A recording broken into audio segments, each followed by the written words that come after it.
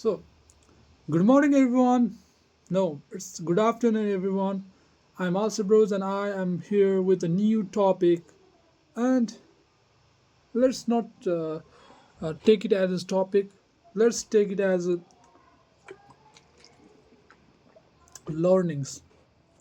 So, I want to start with something simple.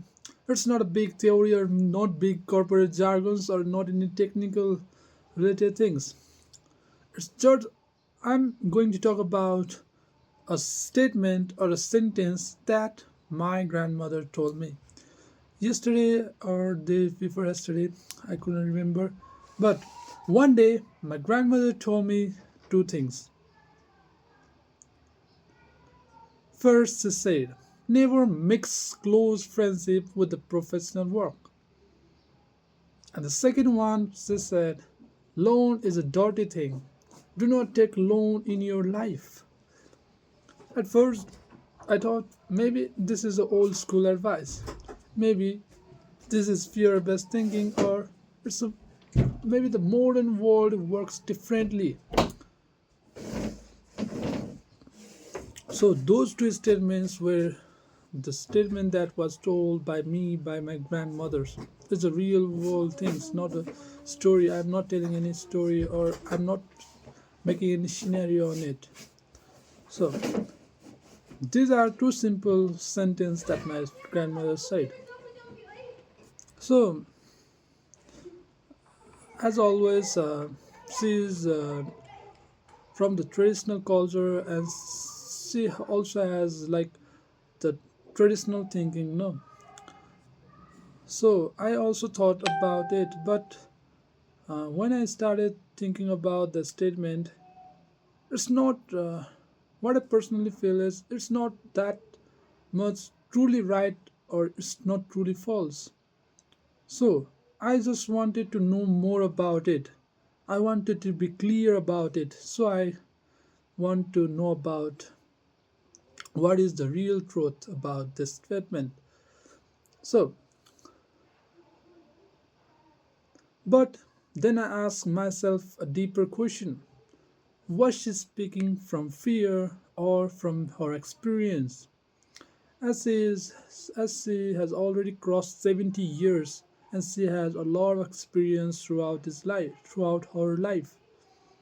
And I couldn't figure out whether she was telling this based on her real experience or it's, it's a statement that he used to listen from the others, but he hasn't experienced that. I couldn't figure it out. So, today, let us explore the real truth behind these two powerful pieces of advice from my grandmother with some logic, with real world examples, and somewhere of balanced thinking. So, moving forward, let's jump into the part one.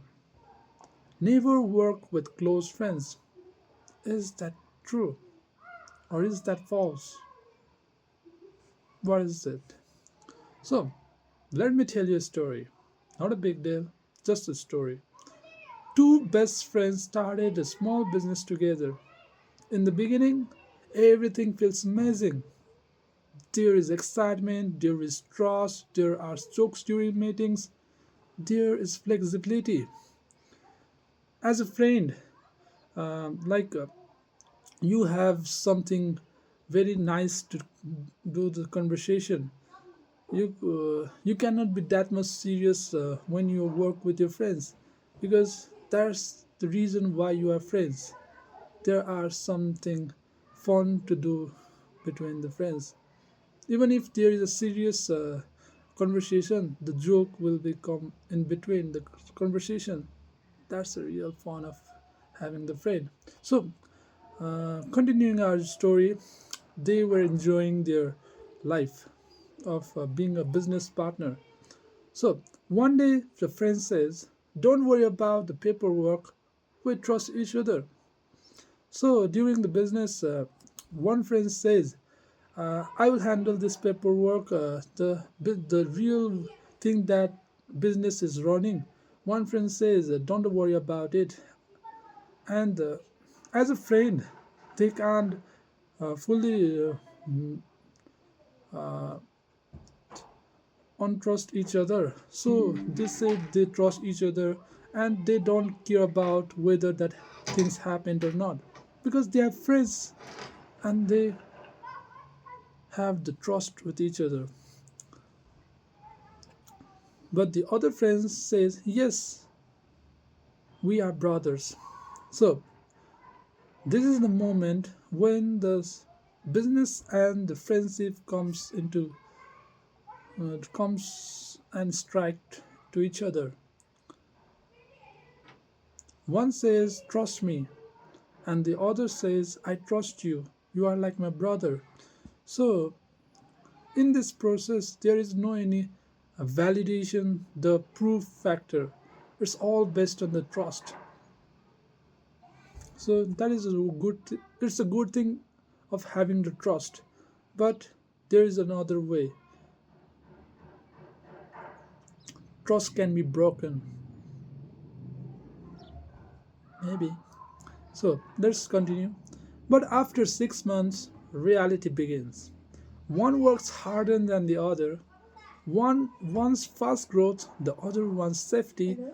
One reinvests profits, the other wants to withdraw money. So there is the thinking differentiate. So they have two different thinking. One wants to take the risk, but another don't want. Other want to play it safe. Other don't want to take risk in the business. So they have the ideology difference. They are friends, so they can't figure out whom to give priority. So with their ideology difference between the two business partners, now meetings becomes argument, silence replaces laughter, and suddenly friendships become tension. So at the end, due to the ideology problem between the two business partners, as they are friends, and there is one thing that is making their happy life converted to the very depressed life. The laughter, the fun conversation they used to have during the meetings is replaced by the arguments, the conflicts. The laughter is replaced by the silence, the angry silence. So it's all about the timing. And suddenly the friendship becomes the tension. Now let me pause and ask you, was the problem friendship? Was the problem friendship? Or was the problem lack of structure? So think about it. Was really a problem friendship? Is it really bad to have friendship, and is it really bad to do business to to is it really bad that two friends, close friends, to do a business together? Is it that really bad? Is it really that friendship cannot be turned into a business partner? Friends cannot turn to a business partner. Or the other way, that the friendship is one thing and the business is the other. We have to balance both. We cannot run one thing based on the other. Was there the systems lacking for this? So here's the real truth. Friendships operates in emotion, but business operates on system. So that's the real difference between friendships and the business. Business runs on the trust, but it needs a certain type of systems. The structure need to be maintained in this business. It cannot fully run on based on the emotions, because we are humans. The business is run by the humans, and the emotions can be manipulated, and emotions can be up at some time and down at some time. That's human nature. We understand that. But running the whole company based on the friendship emotion is not good. It will create tension. The good friendship can be turned into the best, no, very worst enemy. So that's the very important thing to think about. So I want to add my own thing on this. Like, there are true friends, and they are very close to each other. If with some reason they had an argument and those friendship breaks, the enemy, the person who was best in your life before the friendship broke up, will be the worst enemy, very dangerous enemy after the friendship broke. This needs to be think about it. So friendship says it's okay, but business says define it clearly, report everything. We want things to be done in the system.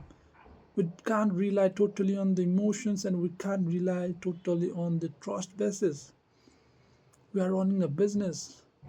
Friendship needs to be in one place and the business needs to be other. So friendship survives on understanding, but business survives on clarity and accountability. So that's the whole point. My grandmother's warning is not completely wrong. She has probably seen relationship breaks during money and ego enter the picture. So my grandmother might have seen the real example that two good friends or two relatives starting a business, and due to the ideology problem or due to the money problem or due to the ego problem, they had broke up, and things turns very dangerous and very uh, bad. So my grandmother might have that perspective on this, that when two friends work together, things can go very wrong. When friends start working together without clear roles, contract, expectations, or boundaries, confusion grows.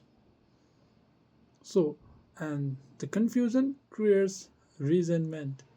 Resentment.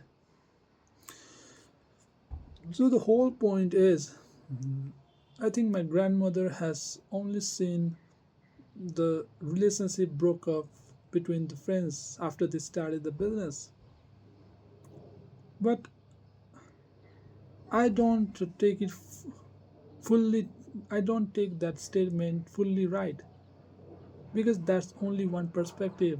There might be other perspective that might try to prove the statement false. So I don't fully deny the statement or the advisement that my grandmother gave me, but this needs to be seen from the different perspective too. So to make the statement a little bit wrong, let's enter into part two, and that is when working with friends can actually work. Now let us look at the other side. We have already looked about why working with friends might end up with a tension, end up with a broken friendship, or end up with the huge loss in business. Or more worst, the business will die. Businesses will become bankrupt. So now let's talk about when two friendships can be turned into a business partner and they can handle both side by side. So, some of the most successful business in the world were started by friends. That needs to be accounted.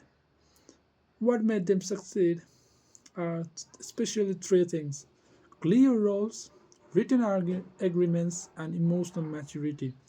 So, having a maturity and having the knowledge and having the uh, thinking that uh, from the beginning of the business that we friends are going to do the business and there might be this problem because of the friendship, so they are ready, they are already aware that this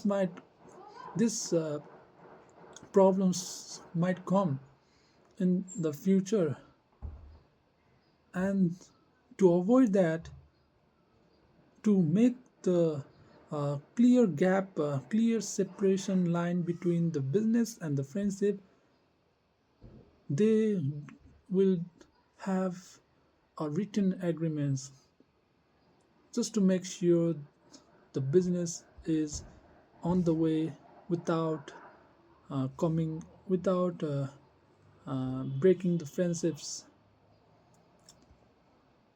And they have the emotional maturity. They don't fight based on the ideology difference or based on the ego. They have the maturity. They don't have the not every person or the business partner have that ego problem. They understand all each other. That's the real part, that friends can be the best business, can make the best business, because they understand each other. They understand what is the real problem going to my friend, because they understand them.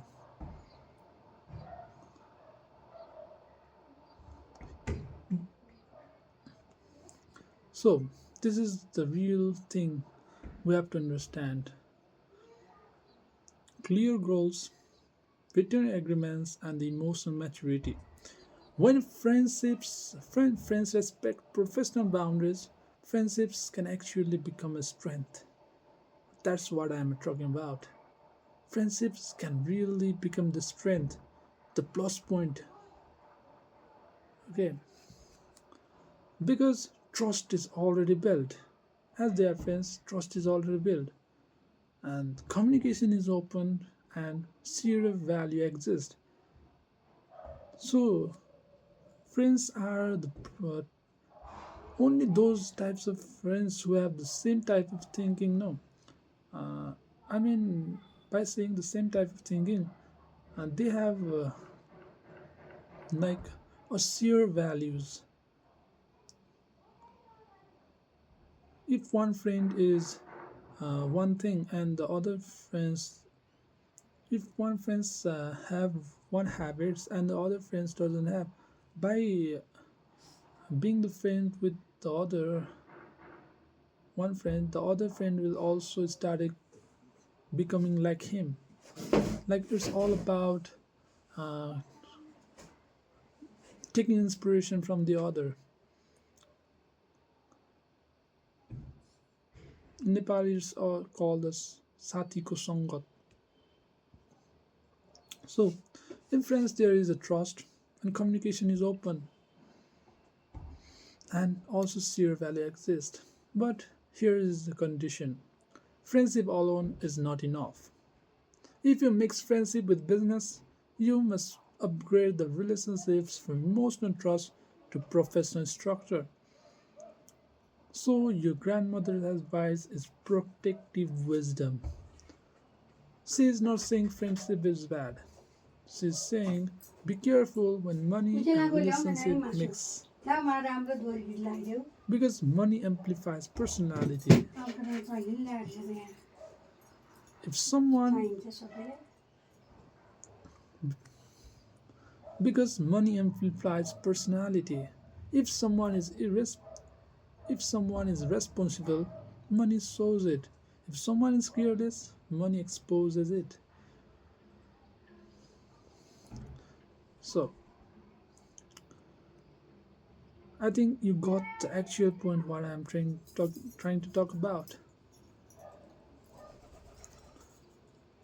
Never mix friendships and business without declaring the proper boundaries between them.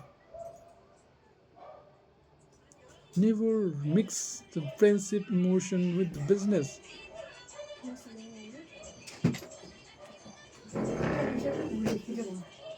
Don't mix them. So let's deep dive into the next part, and that is the psychological reality. Now, let's go much more deeper. Why do conflicts happen between friends and business? The answer, most of you, my audience, have already experienced this. They had a conflict, they wanted to start a business with their friends, but due to some ideology problem, or due to some ego problem, or due to some understanding problem, or maybe some maturity, emotional maturity problem,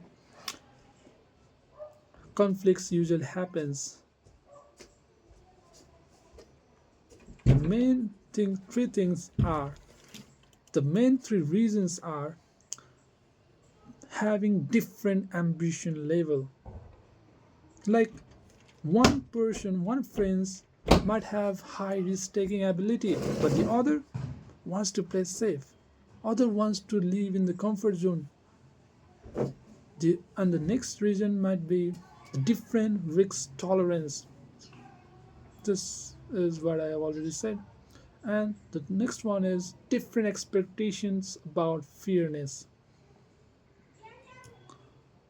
So they have different expectations from the business. Like one friend might have the expectation of making a lot of money from the business, but the other might not care about the money, but he care about the impact, the work culture in the business. So different expectation about fairness. Once want to make money however possible by doing wrong thing or bad thing, the money should come, but the other want to maintain the moral values. That type of thing might cause the problem, are the main reasons of causing the problem in business between the friends. In friendship, you tolerate differences. In business, be difference in business, differences affect income and survival. So a small disagreement becomes serious issue. Now imagine this scenario. You and your best friend start a company. Difference affect income and survival. In friendships, you tolerate difference. Like when two-person meets for a first time, they had a small conversation. They try to know each other by asking, having a short conversation, and within a week or within a month, they understand each other so deeply that they understand that this person is like this. To be the friends and to have the healthy relationship with that friend, I have to tolerate this, and that becomes habit. And friendship works like this. It's all about tolerating the difference of another people. And in business, difference affects income and the survival. So small disagreements become the serious issue in business. It might not be in the friendship, but in business, a small thing can create a large impact. So, uh, remembering the statement from my grandmother, she hasn't tail only because of fear. I think she might have told me because she has an experience about this. She had a lot of examples related to this that will prove that the statement is right. But as I already said, it's all about the perspective. Now imagine this scenario. You and your best friend start a company. After 2 years, you want to expand aggressively. He wants stability. Now here's the ideology problem. The risk-taking ability is differentiating in both people. One wants to take risk and expand aggressively. It wants to go global. But the other wants stability. Why to touch the global market? We are doing good at our own country. Why to expand? Don't we should not take the unnecessary risk. What will we think like this? So who is wrong here? How to decide? How will they decide that which advisor which to follow? They will if uh, they follow one one friend's advice, the other friend might have some break in his heart, some crack in his heart. So tell me who is wrong, whom to believe and whom to go with, whom advice to follow and whom to ignore. The answer of who is wrong is no one. But now the conflict is strategic. And strategic conflicts can damage personal bonds. So the logical truth is working with friends is not wrong. I'm telling not wrong. Working without structure is very dangerous. That's the thing. It's the whole thing. Working with friends is not wrong, obviously.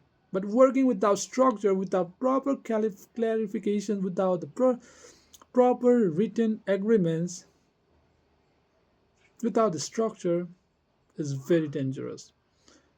My grandmother's advice comes from seeing the damage of unstructured partnership. Like my grandmother's advice comes from seeing the damage. I think she only had seen the examples or the scenario where she had often seen people uh, breaking up, the two best friends doing the business together, and they break up due to the strategic problem or some different problem. But she might not have seen the other thing. The she might not have flipped the coin and seen tried to see the other, or she might not have experienced that in her entire life. The part 4 is now let's talk about the loans. We're clear about one thing: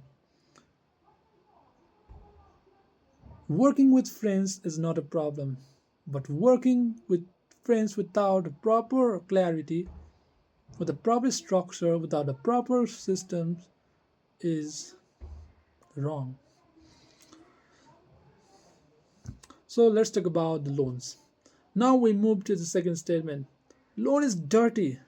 Do not take loans in your entire life. This sentence carries some strong emotions.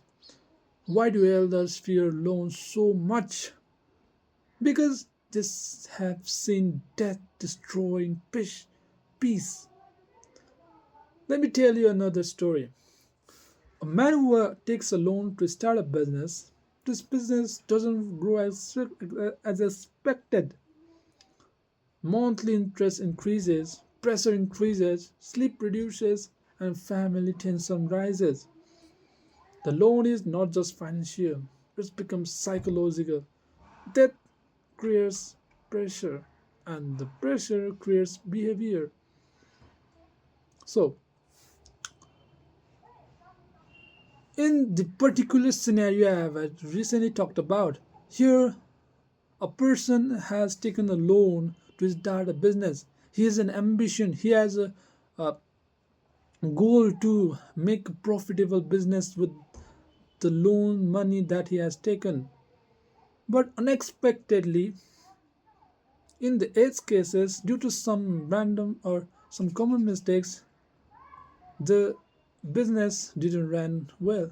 Or let's say two friends doing the business have some ideology problem and they have to stop the business. So in that case, the loan money will be the biggest tension. To pay the loan, to pay the interest will be the very big problem for that, for them. So it will not only, it's not about the financial problem, it's about the psychological. It directly affects the health, the physical body, the mental health, and everything. It's also destroy the family health or the social health. And finally, something that we might not have expected can happen. Nobody knows. So, yeah, my grandmother probably saw people lost land, gold, or dignity due to unpaid debt. In the older generation, loan often meant borrowing from money lenders, high interest, social humiliation. So, in her mind, loan equals danger. And in many cases, she is totally right.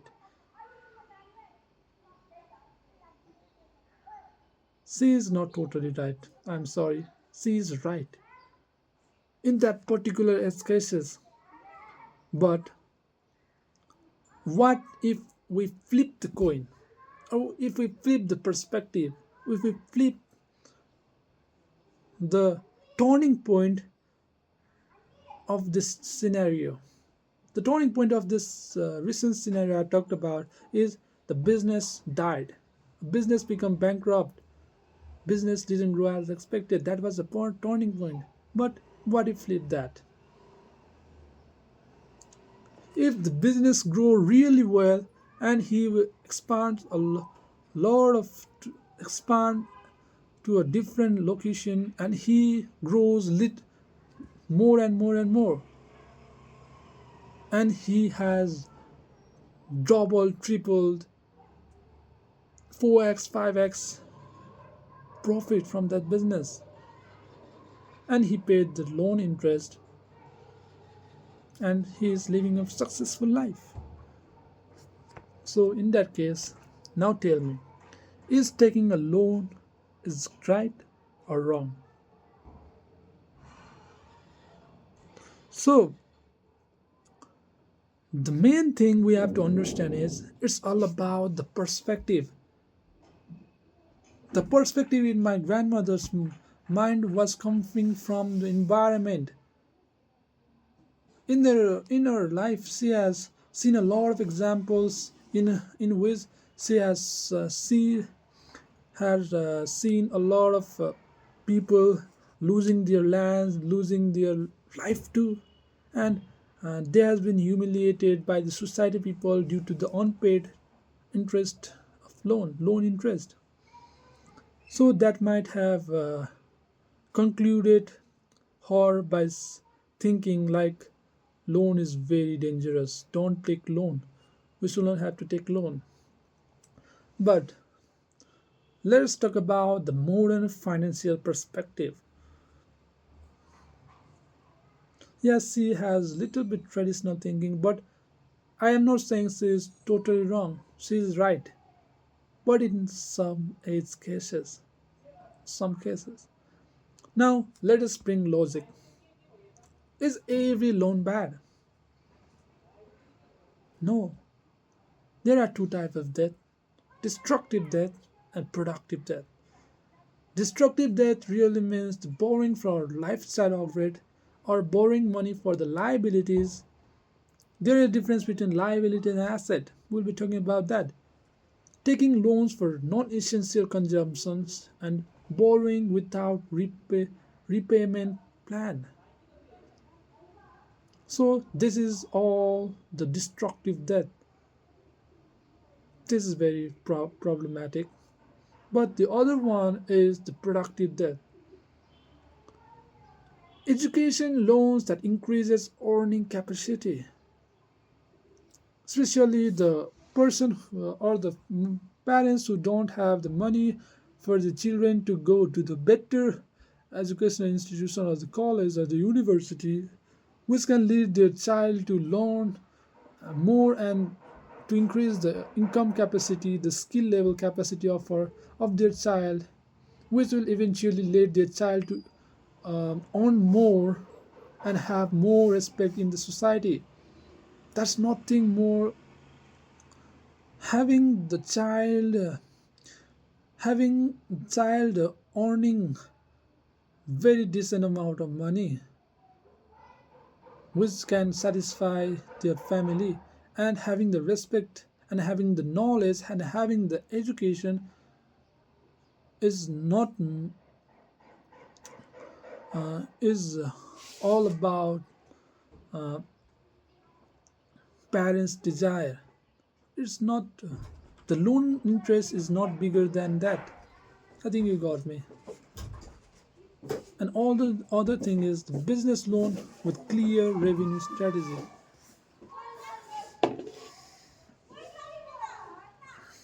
So business take often takes loans. There are a lot of examples that business taking the loans from banks, but they have the plan. They have plan to repay it. It's not like the destructive debt that they don't have any plan to how to repay and they are taking the loan. That is destructive. But the business loan with a clear revenue strategy, it falls under the productive debt. The next one is the home loan that built long-term asset. Having a home for all the person or all the especially middle class people is their dream.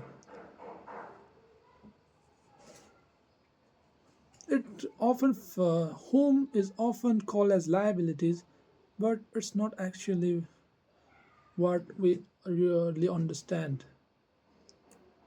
Home loan that builds long-term asset. Having the home, like we might rent that home and repay those money, interest, loan interest, and we can have the home and also we can have the home ready. That might be the strategy. So it also falls under the productive debt. The difference is intention and planning. It's all about the game of intention. Is the intention to use the loan money and to do the things that will increase the money, and they have a proper plan how to repay that money. That is planning. And having the intention, it's all about the intention game. If a person is taking a loan and he don't have any intention to repay it, he will be humiliated, and his bones will be taken by the loan lenders,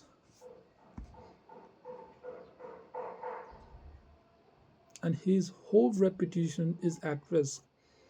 So debt itself is neutral.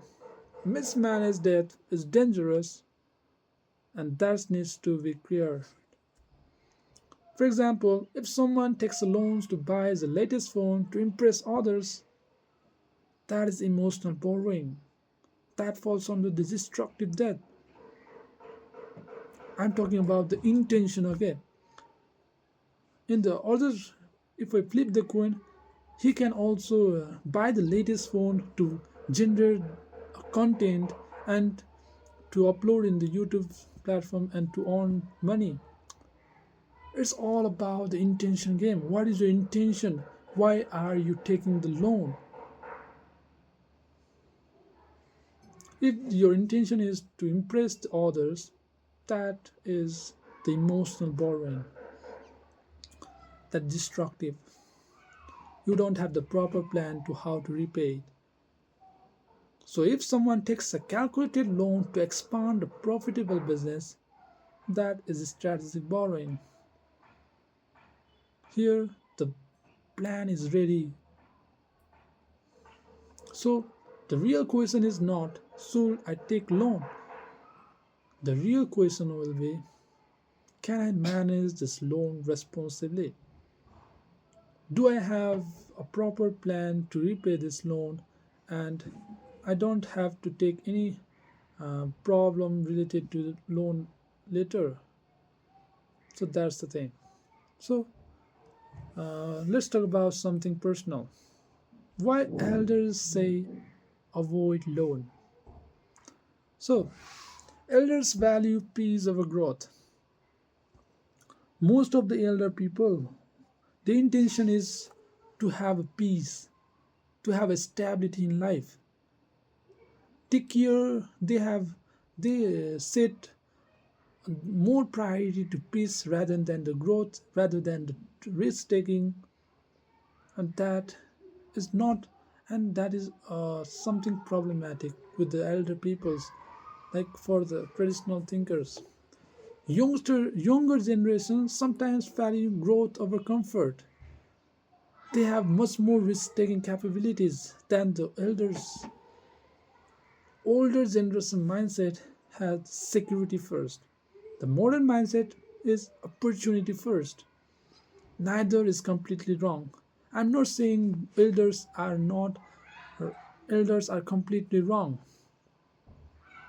The only thing I am telling is that difference is perspective. The difference is how the person sees towards something.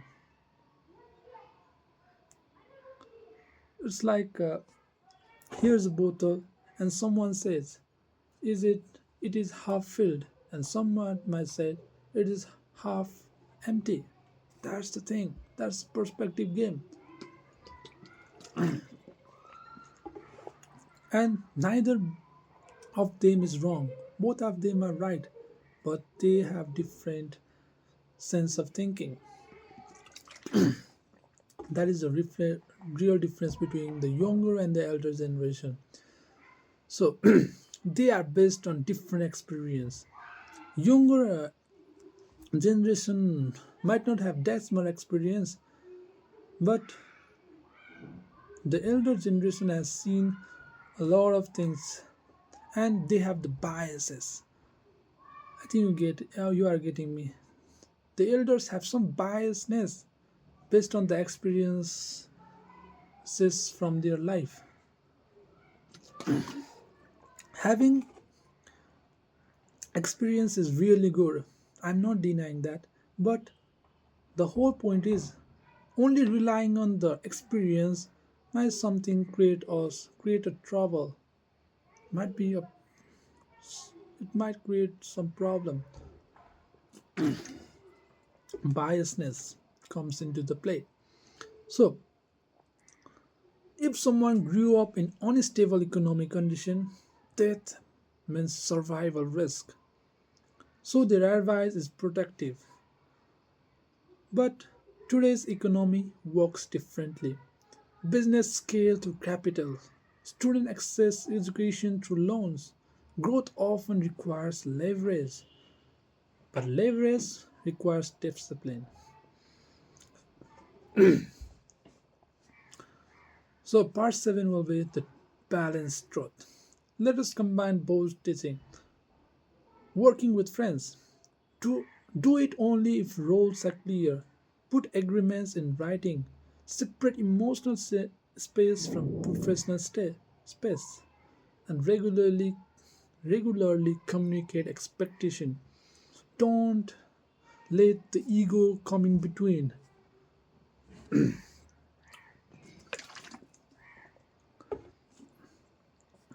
Don't run the business only based on the emotional feelings. Have some structure in the business. Have some emotional maturity between the friends before starting the business. So the other thing is take about the taking loans. Borrow only if repayments clarity. The repayment plan is ready. and avoid lifestyle debt. So, people often take loans to buy a car and to buy a home or the land, but sometimes they want to make their lifestyle so big only their intention is to only show to the society. That's the mindset of most of the people. Some people take loan to buy a very trained car or a big house just to show their society, just to show the society that how successful we are. But what about the interest, loan interest? How are you gonna repay that? If you don't have the repayment plan, later when the bank sees your house or sees your car, later that society will humiliate you badly than they had praised you. So think about it. So the other thing is to understand the interest and the risk. And the next one is never borrow emotionally. Borrow intentionally, borrow with the clear plan, and borrow logically. My grandmother's advice is rooted in protection. Modern logic adds structure and planning. So the mature conclusion is not she is right or she is wrong. The real conclusion is her wisdom is a warning signal. Your logic must be the steering wheel. So she is not completely wrong, she is not completely right. Her wisdom, her statement is a warning signal. But if it's like we see most of the accidents having in the cities, mainly in the Kathmandu, we have seen a lot of accidents having Delhi and a lot of people dying because of the accident. But that doesn't mean that all the people should stop driving. No vehicles should be running in the road. The only thing is to only the thing that we should learn is to know the things to in the accidents example, to know that, to have the clear answer that why does that accident happen. Was that because of the over speeding, or the driver was drunk, or because they have some other problem? It is the warning signal. It's all about the awareness. It doesn't mean to completely reject the driving the vehicles. It's a warning signal. This might happen, so to avoid this, you must do this. It's a warning. So, my grandmother was also giving me the warning signal that after working with the friends and doing two friends doing the business, she is trying to say, don't, she is trying to say,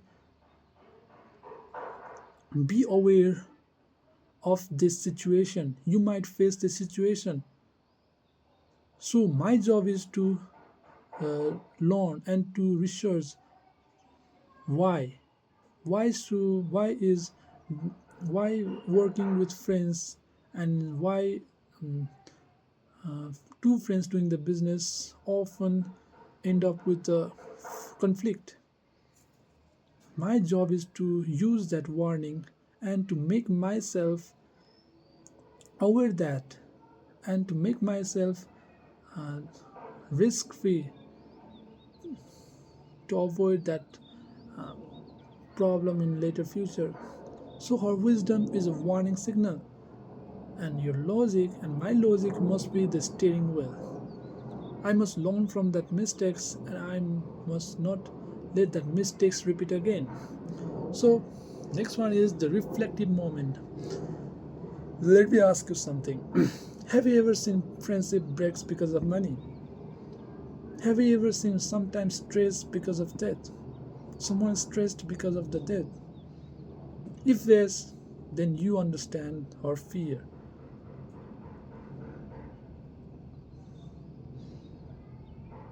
Now ask another question. Have you seen successful partnerships between friends? Or have you seen businesses grow because of strategic loans? If yes, then you understand the modern reality. Truth lives in balance, and that must be understood. So, grandparents often speak from scars, not theories. Their advice may sound strict, but it carries experience.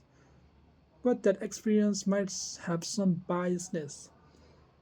So, my job is to remove that biasness and think from the board's perspective. The real wisdom is not blindly following or blindly rejecting. It's understanding the principle behind this advice. So, never mix friendship with business unless you bring professionalism. Never take loan unless you bring discipline. Life is not about avoiding risk completely. It's it's not about uh, being careless and doing the things that will later make us regret. It is all about managing risks intelligently, responsibly. And maybe the greatest lesson my grandmother gave me is this: protect your peace, protect your relationships, and protect your dignity. Grow, but grow wisely. So, at last, I want to rephrase that statement from my grandmother and have some personal touch on it. So, originally, the statement was never work, never mix the friendship with, never start a business with your friends. Okay, I will start again. The original statement was never start a business with your friends, and the other statement was never take a loan in your entire life. That was the advice from my grandmother. But with a personal touch, let me make the final statement. Never mix friendships with the business. Have some balance. And another statement will be never take the unplanned and unintentional loan. Have discipline. And the final one is don't judge. Don't be reactive. Be wise to know the both perspective. Be courageous enough to flip the coin. You must have that much energy so that you can pick that coin and you have the energy and the courage to flip that coin and see the other side. That much energy must we have to every person. So that's it for today, guys. I'll be meeting you in the next one. Till then, I am Master Bros. Bye.